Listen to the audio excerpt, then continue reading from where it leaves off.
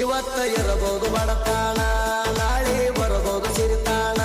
ನಿಧಾನವಾಗಿ ಬೆಳೆದರು ನಿಯತ್ತಾಗಿ ಬೆಳಿತಾನ.